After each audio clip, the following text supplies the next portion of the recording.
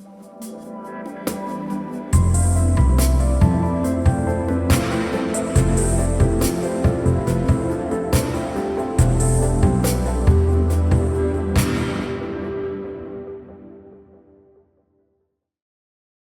to Democracy Differently, the podcast about why democracy isn't working and how to fix it. I'm your host, Keith Hyams, and I'm here today with Jennifer Edmond, Professor at Trinity College Dublin. Professor Edmond is an expert in democracy and artificial intelligence. Jennifer, thanks so much for joining us today. Thanks for having me. The first question we like to ask our guests is, in one sentence, can you tell us what's the biggest problem with democracy right now and why? So from my perspective, the biggest problem we have is one of alienation, and the way in which the various sources of alienation that we see, alienation from each other, alienation from our own labor, alienation from our own tools for communication, all these sources of alienation are being made worse by the kinds of technology we're using to lead our very lives. Let's start off with the question about artificial intelligence and democracy. I mean, what's the connection between these two? What does AI have to do with democracy? Sure. So, just as I was saying in that sort of one sentence and trying somewhat maladroitly to capture in the very challenging one sentence format, so many of the things that we need for democracy are being complicated, hijacked, monetized, twisted, skewed, hacked by the presence of technologies in our lives. And this isn't to say that I feel like technology is somehow over there and culture's over here and the way we interact is here.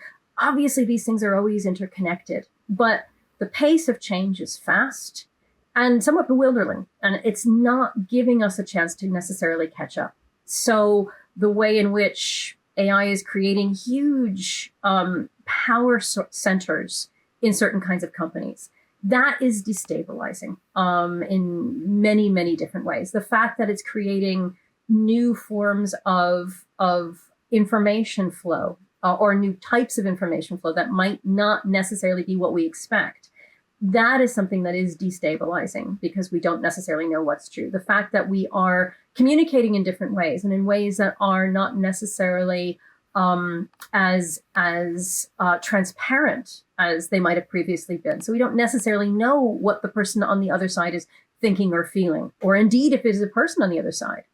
That also is destabilizing. So I think that there is a lot of ways in which democracy exists in its own space, but the ways in which artificial intelligence is impacting our lives writ large is really cutting to the quick of some of the things that democracy needs to thrive. So we've been working together for the past 2.5 years on a project that you're leading called Knowledge Technologies for Democracy, which is all about artificial intelligence and not only the risks, but also the potential of AI for democracy. Can you tell us a bit about that project, how it came about and what it's aiming to do? Sure. So the project really comes in some ways out of my own background. So I'm not a democracy expert by nature. I'm becoming one through the KT4D project. But I do understand a lot about the interface between culture and technology. So my research area is called digital humanities, where I guess traditionally we would look at the way in which you can use technology to look at humanistic sources, be that literature, historical sources, language, etc. But now, more recently, we've had a paradigm shift where there's also the idea of critical digital humanities, where we can take that awareness of what technology is and does, like not accepting it as magic, but accepting it as the sort of built products that these platforms and tools are, and transfer that back into a kind of a culturally inflected view of the way in which the world is worked, the way in which technology is being built, the way in which technology is having certain kinds of impacts on culture. So that's where the idea of wanting to do a project on the sort of a very applied humanities project on the this in this space of democracy was important to me. And I knew that there would be funding coming from Europe to do a project like this. So I was watching for that call for a long time. And then when it came out, I said, okay, well, who do I need to meaningfully work with? And this is where the consortium that is in the Knowledge Technologies for Democracy project came together, including people like yourself and also like the team in Paris who's doing the sort of the psychological side of trust and intuitions about truthfulness. We also have a number of really powerful civil society organizations looking at democratic policy, looking at things like the sort of democratic and civic engagement and citizens' assemblies and the like. We also have a group that's looking at technology and citizens and how citizens are interacting with technology. So though that sort of really nice mix of us bringing the humanities side and the awareness of technology, but also bringing in those social science partners and those civil society actors, plus putting that into a framework that is well communicated and well connected into sort of the policy bubble, has given us something I think quite unique and quite exciting in terms of the way the project has gone. Let's go back to talking about something you touched on a minute ago, the risks associated with artificial intelligence to democracy. So people fear that deepfakes, we've just seen the first AI actor, Tilly Norwood. Is this going to become a big problem? Is this already a problem that's steering democracy, or are there deeper concerns at play about what AI is going to do to democracy? Yeah, I don't. So obviously these are concerns, but no one of the things that we can identify concerns me as much as the things that we can't identify, the things that are happening in the background. I worry about how open people are to the use of technologies, that they don't necessarily understand what they're coming from and what they're doing. And that sounds a little, it's easy for me to say that. I get paid to understand technology, so of course. But what's happening, I think it was Asimov who said that, any sufficiently complicated technology will be perceived as magic. And I think what's happening is people have lost the ability to look at these new technologies because they're coming so quickly. Every couple of months, there's some new paradigm we have to adjust to. And we're starting to accept them at face value. But unless you look at them in terms of the kinds of power structures they have underneath them and the kinds of disruptions they're likely to have, not just on the surface, but those sort of opportunity costs that they're going to bring with them, this is where I find that quite challenging. So, for example, one of the things that drives me crazy these days is the way in which most search engines are now offering you as a first response their sort of large language model based summary of the answer it thinks you want. Now, that worries me in part because I think it's important to verify the information that you're using. And we know that large language models can hallucinate and can give you false information. But we also know that it would not be a big step to go from large language models simply being the product of a particular set of training data, which is already faulty, to them having sort of built-in biases, which would either mean that we're going to push people deeper into their filter bubbles. That's one form of bias we could see. Or we're going to push people towards the preferred answer of whoever happened to be paying for that advertising. So the more we sublimate our understanding of what's going on, of the tools that we're using, the more vulnerable we become. And that vulnerability is what worries me, because, again, democracy needs citizens to be empowered. It needs citizens to be connected. It needs citizens to have a common understanding. And each little change in these terms of service, which is, if we are made aware of it at all, is buried under 47 layers of legalistic text that we will never read, but we will certainly agree to because we need to get through to the thing we need to live our lives. That's where I think we're seeing these threats. So, deepfakes is an example of that, but it's an example, I think, of the tip of an iceberg, whereas the iceberg itself is much bigger. And we can learn to deal with deepfakes. We can learn to be more visually literate.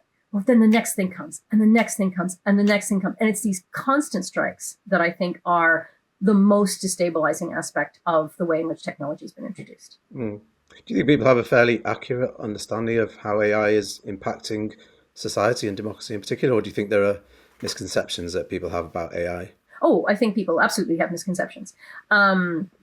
And I think, this has been proven that people who understand less about technology are more likely to use it. That's some recent research that came out, I think, a couple of weeks ago. But also in our KT4D project, one of the most interesting things we've had a total of 4 different kind of use cases where we've interacted directly with stakeholder groups, two of which were based with citizens. And we decided to have two of those because we wanted to have two different cultural spaces. Again, assuming that we're going to see very different cultural responses to technology. And one of the most interesting things we found was that certain countries that have more trust in their political institutions are also more likely to have more trust in technology. So we're kind of almost pre-programmed in some ways to accept certain things. And of course, think about the way in which a kind of a chatbot based on a large language model will accept a human voice. I'd like to help you with that. I'm sorry that's an error on my part. There's this human-like interaction, which doesn't remind us of the artificiality of the tool we're using, and really kind of lulls us into thinking we're dealing with another human being. And we know how to deal with human beings. But the tools that we use, the strategies we use to deal with human beings are going to be different from the strategies we need to use to deal with a machine. And that's where I think that a lot of people are quite understandably falling into the trap of saying, okay, well, hey, this is technology. It's neutral. But of course, we know that technology is not neutral. It's neither good nor bad, nor is it neutral. Tell us a bit more about that use case that you mentioned. What are you doing there? What's coming out of that use case? Sure. So in the KT4D project, we started off from kind of three keywords. We wanted to be able to support better regulation, better education, and better innovation. So those use cases focusing on citizens are what we're using to help us better understand. So what education do people need in order to act as citizens and to be empowered in terms of their civic participation in a world that embraces and includes AI? So there's a lot of talk about digital literacy, but digital literacy can mean anything from knowing how to use Microsoft Word all the way through to knowing how to program AI. It's too big a space. So we started focusing on this idea of critical digital literacy, the idea that, before you would, take a drug, you'd want to know what side effects there might be, what major side effects there might be, and what positive effects there might be.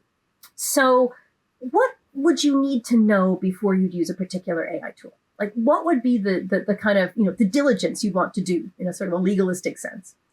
And this is where we wanted to look at groups of citizens that could help us to come to understand, like, where they were at, what they felt was important to them, what they could tolerate in terms of having to sort of, again, the barriers are there. All of these terms of services that we're forced to sign off on. Like, what was the sweet spot in terms of having people be an informed and literate, critically literate population, and simply becoming barriers to technology that were just going to get pushed out to the sides. So each of the groups that we're interacting with in the project, we have sort of three touch points with them. At the very beginning of the project, we were in sort of participatory design mode, saying, okay, so what would this look like? What would be helpful? What challenges do you perceive? The second touch point we built something called a digital democracy lab, and we rolled that out to the three different kinds of groups. And then the final touch point, which will happen in the course of the next few months, will be about validating the results. So for these citizen groups, and again, always trying to be very sensitive to, like, how is language different? They're based in Madrid and Warsaw, so we were dealing between Spanish and Polish. What were the kind of the political intuitions that would be different? What were the sort of the kind of the government, the legalistic based structures that would be different? And one of the things that we came up with that was really operational across both of the groups was that they found it much easier to grasp these kinds of contexts or kind of challenges when we went through a playful way rather than we went through, okay, here's 47 pages you need to read to understand your large language model. So in working with these groups, we developed a couple of kinds of assets, some of which are more about specific technologies. So we have what we call our explainers, which allow the user to have a bit of an experience kind of looking at the bones of how a particular technology works and querying it, and maybe putting some of their own data in, but not in the way that that data was centrally collected, but having a way of interacting with that technology in a neutral space. So not where it was being used to drive another goal, but where the goal was to understand the technology. And then we have another sort of larger experience, which is more about decision making and the effect that the use of AI can have on decision making, in particular in a sort of a kind of a proto-government kind of context. Those are they're set up as leader of a country, and they have to make decisions as things are happening. And of course, all of these kinds of threats that we know are happening that are kind of facilitated by technology, such as filter bubbles and deepfakes and biases, are coming at them, and they need to decide how to respond. And of course, they can see the what happens. What happens when you allow a deepfake to proliferate? What happens when you allow biases in training data to affect decision making within government? So it's quite a nice way of giving people, again, a way of coming to terms with these technologies that doesn't feel like they're being disempowered again by being told, well, you need to understand this. So can you tell us a little bit more about the participatory use case? That's the one where people came together in something like Citizens Assembly that we talked about with previous speakers to kind of hash out an issue and discuss the merits and the kind of risks associated with that issue. And in this use case, they used artificial intelligence. How did that work? How did that help the process? Yeah, it's a really interesting question. And from our point of view in the project, we had a slightly different outcome than we actually expected from the beginning. And it's interesting that you kind of frame this in terms of citizens' assemblies, because I'm sitting in Ireland, and obviously citizens' assemblies were very, very influential in a lot of the recent major decisions that we've made kind of as a country. And that was the language we were using when we were first talking about this digital democracy lab. We didn't know what it was going to be. We just knew it was going to be under our innovation kind of rubric, and it was going to be a digital democracy lab, whatever that was going to be. So the first really lucky break I got was that I was introduced to the folks at Democratic Society, who are really experts with this sort of mechanism. And I remember their then head of research said to me, no, trying to do this with AI is terrifying and potentially unethical. And I don't see how we can do this. And I said, that's why you need to do it. Because if people who don't understand the ethics of this kind of interaction don't do the work, then it will be done by people who have no idea that there are these sorts of ethical hesitations or reasons to be ethically hesitant. So Democratic Society came on, and their team brought a number of really important things into the discussion as we were developing the project. First of all, they brought in the idea of meaningful friction. There is this sort of, we're always told by technology developers that users don't like friction. And I think users don't like friction when it's not meaningful. So what does it mean to bring in friction in a system that actually allows you as a human to feel ownership over it rather than just a sort of an object of it? You are a subject of the system rather than an object. So that was the first thing. The second thing was the idea of how we could make the metabolism of the AI system transparent. Because normally these are black box systems. We use that term for a reason. And that actually ended up leading us towards a very, very different kind of implementation than we were thinking of. Our project sits within a consortium of projects, all funded by the European Commission, to do, I don't want to say roughly the same thing, but to take similar approaches to the same challenge of AI, big data, and democracy. And many of them are building these sort of systems where citizens are invited to put in their ideas, their opinions, their responses, and somehow or other, the AI helps that to be brought together. In our system, we decided that actually we wanted to make sure we kept that agency of the human. And therefore, we built a system that is kind of broken up into sections and encourages consideration and debate and questioning and acceptance or rejection, active acceptance or rejection at each one of these breakpoints. So you can talk about the data. Is it right? Is it representative? Is it biased? Is it appropriate to the questions being asked. And then you move to a phase where you're talking about profiles. Well, here's the profile we're assigning you to. Do you agree with that? Is that a profile that you feel represents your position? Are there aspects of your actions or your opinions or who you think you are or where you think you sit politically that are not encompassed in this? Are there ways in which this could be dangerous to put you there? And then that goes all the way through to the point of, okay, so if we're going to use an LLM in order to generate a policy position, how can we make sure that it is, at the end of the day, not humans looking at something and saying, yeah, that's good, and accepting it, and actually actively validating that, actively accepting that. And all of this became what, again, the colleagues in DemSoc sort of began to refer to as democracy in the loop. So there is this idea in technology development of the human being in the loop, and that's quite important. Because that means that there is that human validation, that this does actually this is acting in line with human intention and human values. But democracy in the loop, obviously, democracy involves a lot of opinions coming together and a lot of different perspectives. So how can we make sure that that collective is also incorporated? And we think that although this isn't a system that we can license and patent and sell as a system to promote democracy, in and of itself, what it does is it promotes thinking about systems that promote democracy. It allows that sense so that a civil servant wanting to commission a system could have the opportunity to walk through the kinds of questions and the kind of hesitations they might have in a real situation. And that's what we think is really the most powerful about it. Where do you see this going in the future? Do you think AI is going to continue to erode democracy, or are you optimistic that these kind of innovations might help us to have more effective, deliberative kind of democracy fueled by AI? I'm an optimist.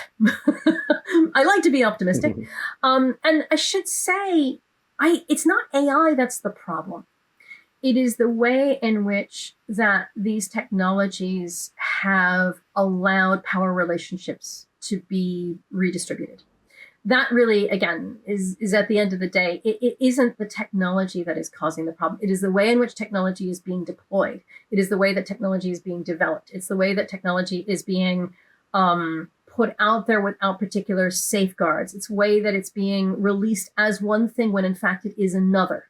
So the threat, I think, is actually not coming from the technology itself, which is why I think we can be really optimistic about the role that AI could play in the future of democracy. And, there are some really, really interesting projects going on now that are looking at, for example, the way in which sometimes a statistical model of language can actually be very effective at summarizing the opinions of many different people and actually reaching a balanced summary, or actually reaching the kind of language that people can accept and buy into. So long as there is human oversight over this, so long as there is human acceptance and informed human acceptance, not just, oh, yeah, that's the system is magic, it's authoritative, and therefore it says this, so that's right. So long as there is that, yes, this is what we are asking our tool to give us back, then I think that there is a lot of reason to think that there could be many, many ways in which AI and big data could be a part of strengthening democracies. But we have to make sure that we're putting the power to develop these systems in the hands of people who understand how democracy works and who are acting in its interests, rather than maybe acting in its interests on the surface and then by the backhand taking the data and selling it on for profiling somewhere else. That's where the risk really lies. That's where the hard bit is. Mm-hmm.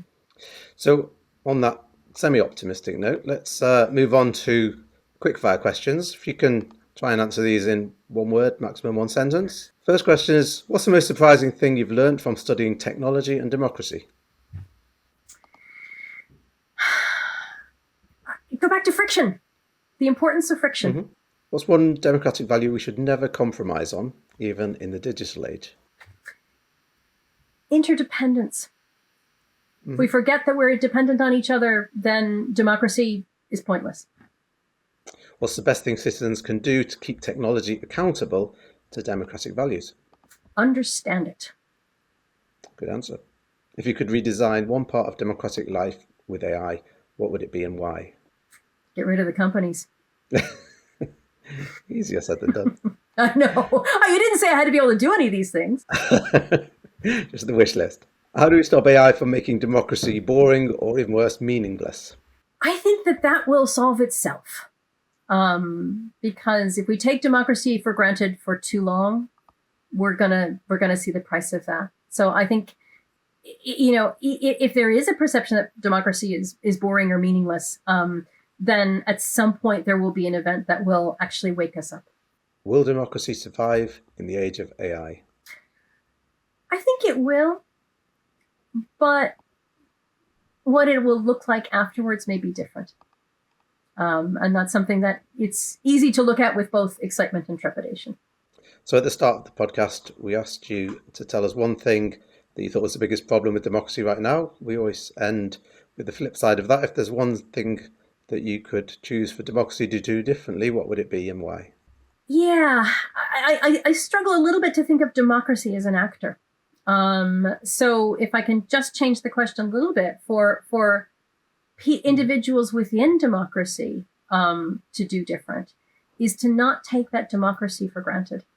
I think we have to remember that this system has arisen for a reason, and there are strengths in it. And even if we can't see that, it is better to work with the democracy we have than to throw it away and to allow the sort of the sands of other kind of powerful actors to come in and take over that space, which is open for human self-determination and for free speech and for the kind of the will of the people determining what is best for society.